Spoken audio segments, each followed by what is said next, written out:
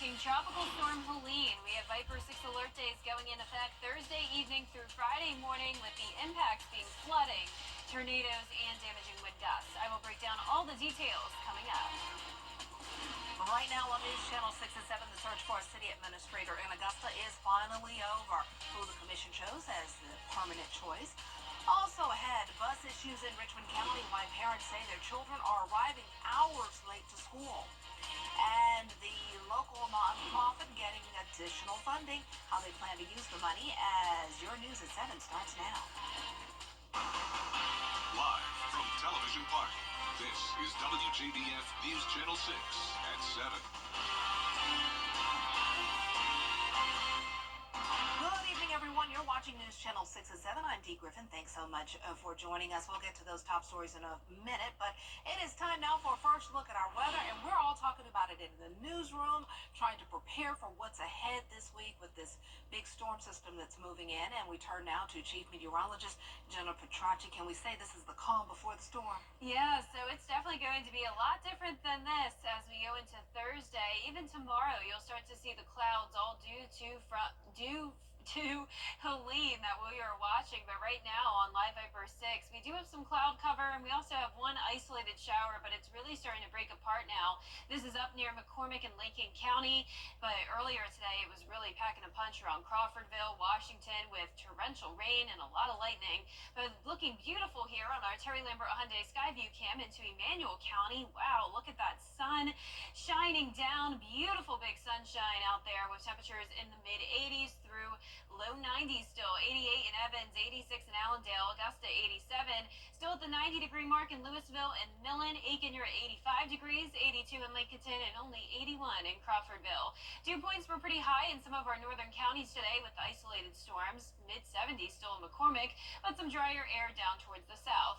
Winds are coming in from the south around 5 to 10 miles per hour, a bit breezy at times, and we have a cold front to the west of us. There were several severe thunderstorm warnings today.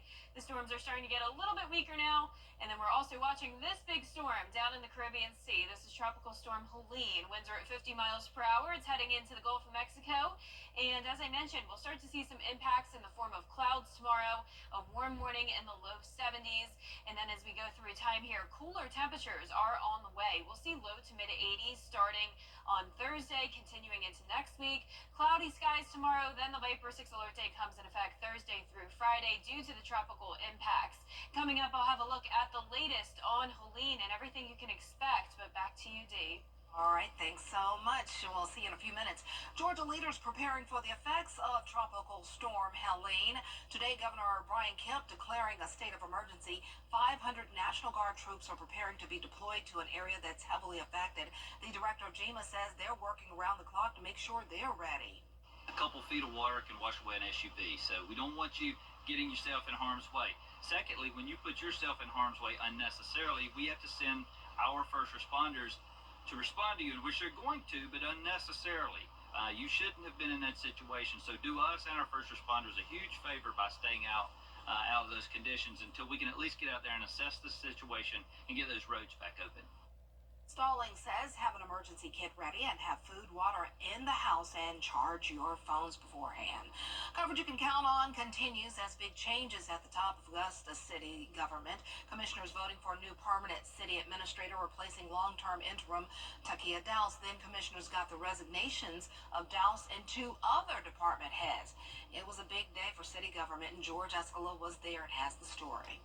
Takia Dowse started this day as interim city administrator. It ended with her no longer working for the city as commissioners accepted her forced resignation. It's definitely not what I expected today, but nonetheless, all things work together for my good. Commissioners naming current IT director Tamika Allen the new city administrator, effective immediately. I am ready. I am truly ready. I'm ready to do whatever I can to make a positive impact on Augusta. After naming Allen, commissioners going into legal session for more than 3 hours, calling in longtime finance director Donna Williams and procurement director Jerry Sams. Commissioners later accepting the two department directors' resignations. I really think is a bad deal due to the fact that The mayor has basically effectively destabilized the entire government of Augusta, Georgia. All of these ladies have served this city well in the capacity that they served in. So where we go from here, I couldn't tell you. Commissioner saying asking the three to step down shows they are serious about making changes to city government. At some point, there has to be a change if you're going to change the culture, the direction of any organization.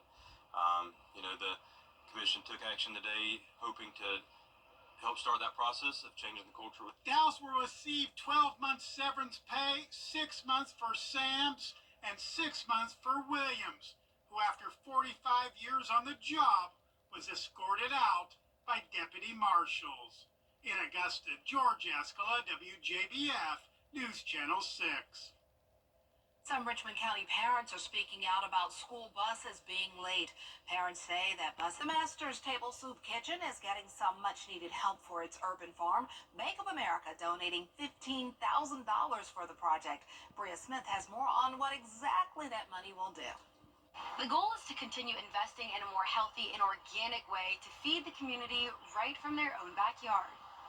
Each year, Bank of America donates to Golden Harvest by providing funds that they can put into their production. We want to make sure that we give back to the community that we serve. An important component of that is food deserts like the downtown core, making sure that we provide access to healthy foods so that folks benefit from that access. The fresh produce that's grown in the garden is served just feet away in the Master's Table Soup Kitchen for those in the community to eat every day. Well, the urban farm we can control, it's organic, beautiful, fresh produce, and it's really important to our guests here at the Master's Table. A lot of them don't have the opportunity for fresh produce, and so it really infuses that into the dishes that we make. Every meal is homemade, and so our chefs are able to use that fresh produce right out of the farm and onto the plate. So it's a pretty powerful thing.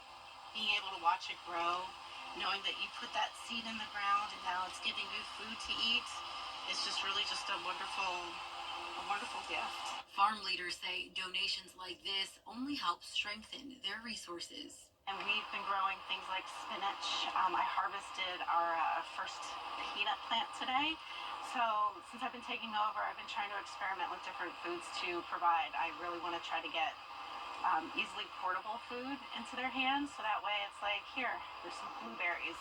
Take that with you after you've had a nice yummy lunch here. And that's really my goal. You can also help continue the growth of the garden by volunteering your time or through donation. To learn more about that, visit WJBF.com. In Augusta, Bria Smith, WJBF, News Channel 6. Coming up, the Georgia State Election Board has made many changes ahead of the upcoming election.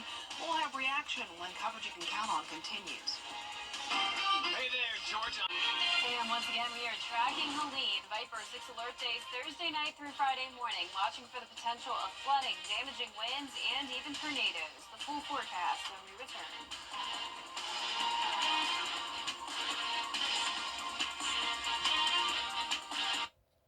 Injured? Call Austin Jackson, the Augusta guy. Everybody's got a guy. A guy to help you move, fix your car, someone you can count on when it really matters. That's what makes them your guy. I'm attorney Austin Jackson, and I'm your guy in Augusta. I was born and raised in the CSRA, and I help people get the money they deserve when they've been hurt. So if you've been hurt in an accident, I'm your guy. Call Austin Jackson, the Augusta guy, 706-724-7224.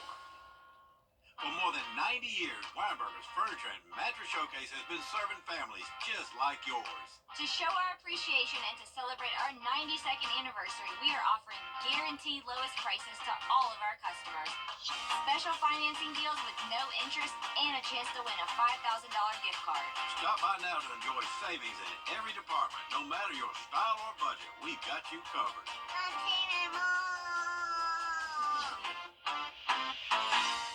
He told us who he was. Message.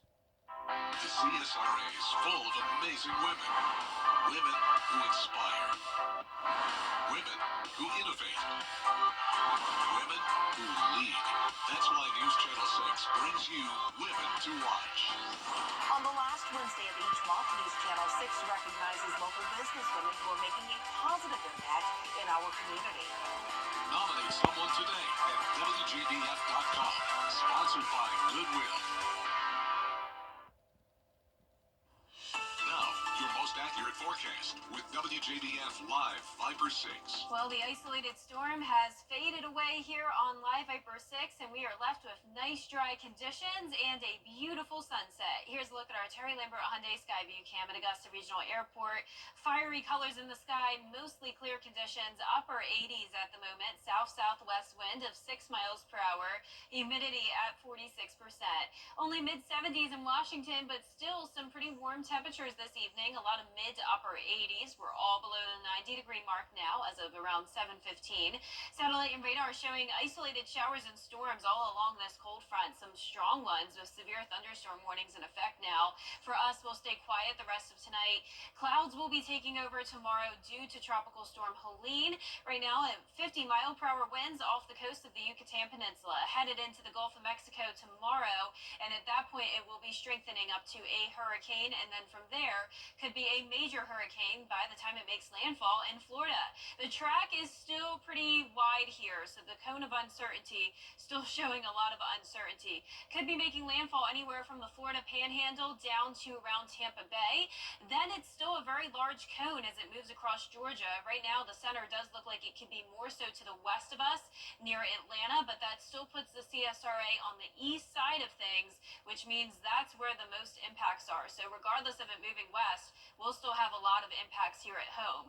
Our tropical model tomorrow at 6 a.m. showing the center of the storm near Cancun. Then you can see it strengthens. It becomes very large as it moves into the Gulf of Mexico. Outer rain bands impacting Georgia Thursday and then becoming more intense late Thursday into Friday. Here's Thursday around dinner time. It will be getting ready to make landfall in Florida, moves into Georgia overnight, and around 3 to 6 a.m. is when the center of the storm will be moving over our area.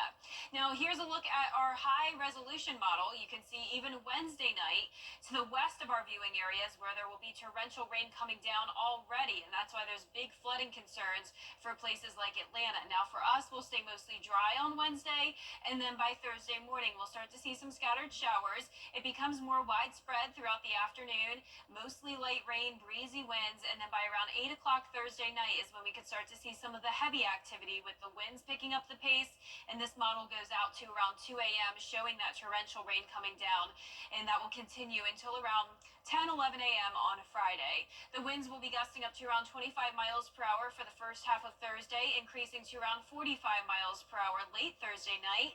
Now, this model is showing the eye of that tropical storm right over places like McDuffie and Glasscock County. Now, don't take that as actually set in stone. Of course, things could change. The eye could be well to the west of us, but that just goes to show how calm the winds are in the center of the storm. But on the east side, that's where winds could be around 39 to 73 miles per hour, and then they'll be calmer on the west side. So it's the east side where we always have the worst impacts, and unfortunately also that tornado threat. The rainfall totals will be all the way up to around 2 inches by Thursday night, even 3 inches in some places, and then by Friday adding an additional couple of inches of rain, possibly up to 5 inches. There is a flood watch in effect for our western counties, and that's where flash flooding will be likely. There's also a slight risk of severe weather in our southern counties, and that is for a tornado threat. Jenkins and Screven County, you are under a tropical storm watch, 39 to 73 mile per hour winds expected. But I want to talk about some good news, at least if you like the cooler fall-like conditions. We will have temperatures going down all the way to 83 on Thursday, and we'll continue to see those low to mid 80s over the next several days to come. Our low temperatures tonight will be around 70 degrees. Highs tomorrow will be in the mid to upper 80s. And here's a look at your 10-day forecast. Viper 6 alert days in effect from Thursday night through Friday morning. Then we'll be back to nice sunny skies as we go into Saturday, low chances of rain. And then next week, a few showers around, temperatures in the mid-80s to start, but then sunny skies late next week and highs only in the upper 70s. Definitely feeling more like fall next week, Dave. Yeah, something to look forward to. We've got to get through Thursday and Friday. Yes, and then next Thursday and Friday are the good ones. Excellent. Thanks so much. And we know you'll have us covered. Well, some schools are moving their Friday night football match up because of the threat of severe weather. The following games have been moved to Wednesday. Keep this in mind, Wednesday, tomorrow. Brooklyn, Casey at Midland Valley, and Barnwell at Silver Bluff. Those are Wednesday, tomorrow. Those games are both at 7 p.m. And Mid-Carolina at Batesburg, Leesville is at 7:30 p.m. Remember these dates and times. And you can always check our website, WJBF.com, for updates as they become available. We'll upload them to the website. Well, still ahead, NFL Hall of Fame quarterback announces that he is battling a disease, and he does it in front of Congress today. We'll have the details after the break. Are you suffering? The finalists have been chosen for the National Toy Hall of Fame. There are 12 in total. They are Apples to Apples, Balloons, Choose Your Own Adventure, Game Books, Hess Toy Trucks, My Little Pony. Oh, love My Little Pony. Phase 10, love Phase 10. The Pokemon trading card game, my son loves that. Remote control vehicles, Sequence, Stick Horse, love the Stick Horse. Trampolines and Transformers, robots in disguise. Expect judges and the public will vote on the finalists, and they will be inducted in November. I love how random it is. Like the It's stick just horse, very the random. games, they're all great. They though. brought back memories. Yeah. Well, once again, Viper 6 Alert Days, Thursday and Friday as we track Helene. Transformers, robots in disguise. All right. That's our time for now. Thanks so much for joining us. We're always with you at WJBF.com. Entertainment Tonight is next.